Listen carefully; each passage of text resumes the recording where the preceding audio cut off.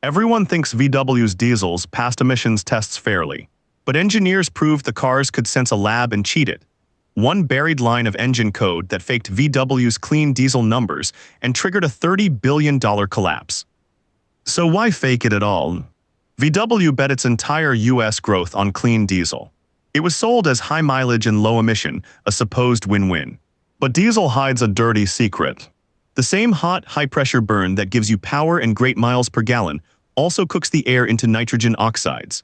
Nitrogen oxides are a smog-forming pollutant that irritates lungs.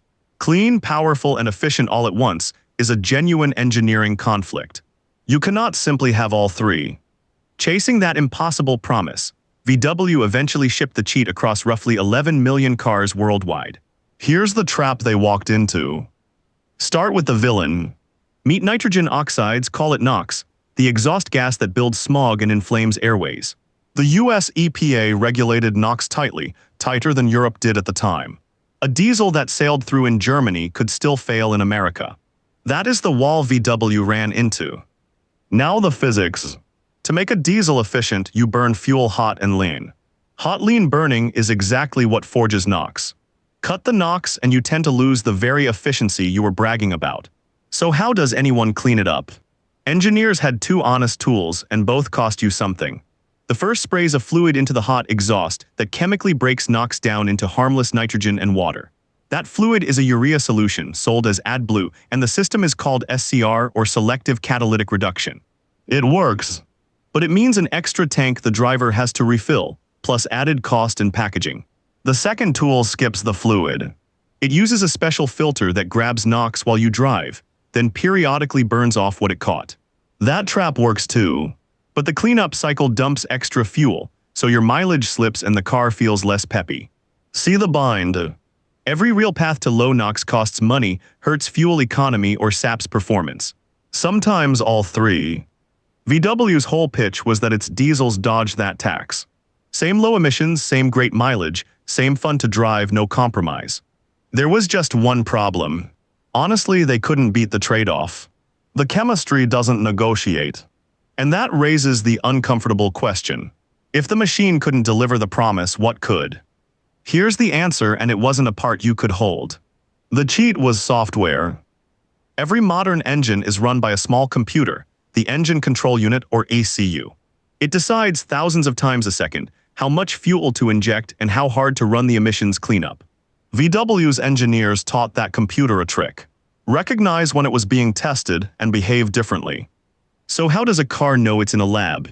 A lab test is weirdly predictable. The car sits on rollers, so the wheels spin but the steering wheel never turns. The speed follows one exact, published EPA script.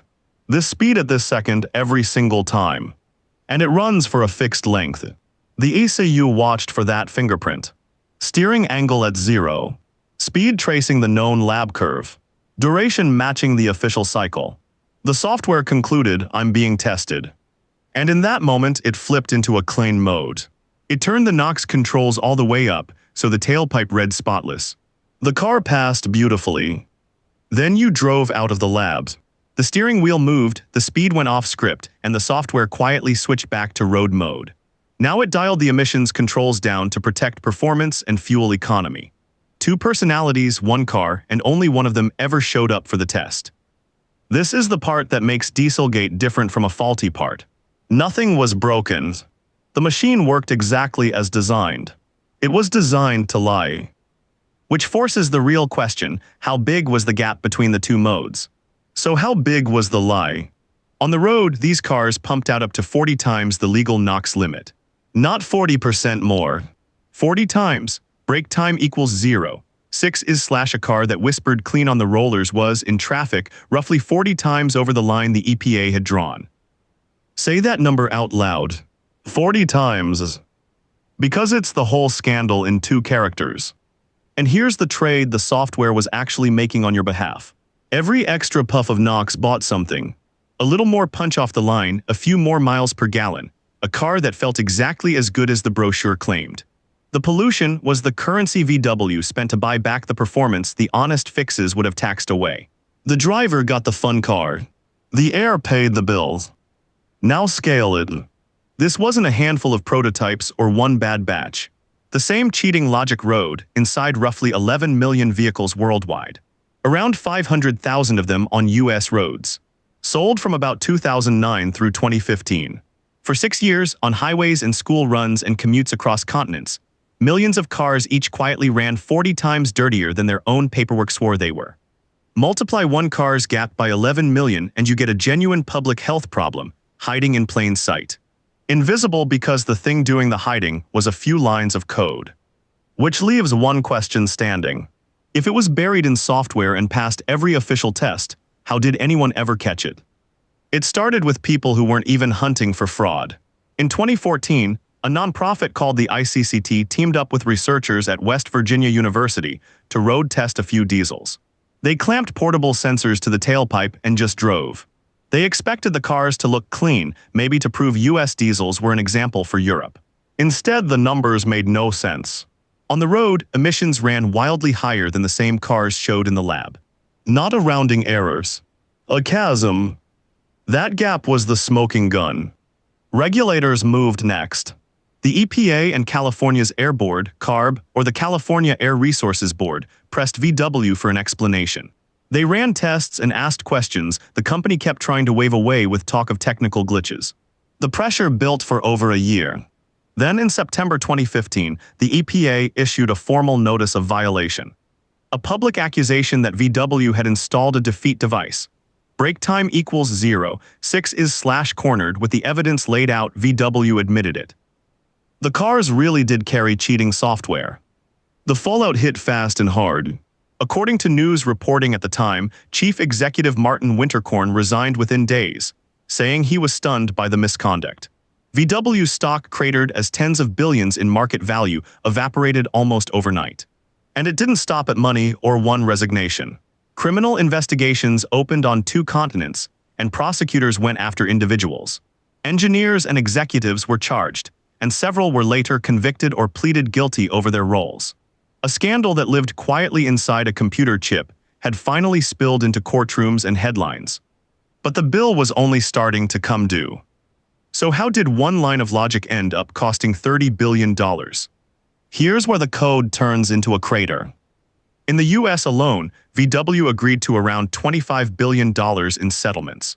That meant buying back or fixing affected cars, paying fines and compensating owners. On top of that came a $2.8 billion US criminal penalty, and billions more in fines and settlements across Europe and beyond.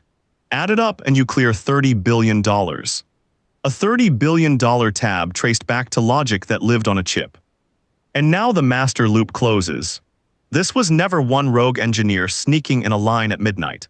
It was an institutional choice. Promise something the physics wouldn't allow, then hide the shortfall in software precisely because software is invisible. You can't see code from the roadside. You can't smell it in the showroom. It quietly did the cheating that steel and chemistry never could. That's why the cheat was digital. Not because it was clever, but because it was hideable. The aftermath reshaped an industry. Trust in diesel, already thin, collapsed across Europe as buyers and cities turned against it. And VW itself pivoted hard, pouring money into electric vehicles, betting its next decade on the one technology that sidesteps the tailpipe entirely. The company that sold clean combustion, as its future ended up racing to abandon combustion altogether. The physics it tried to code its way around simply sent the invoice. Sit with the irony. A company that built its brand on the word clean shipped the dirtiest kind of shortcut there is.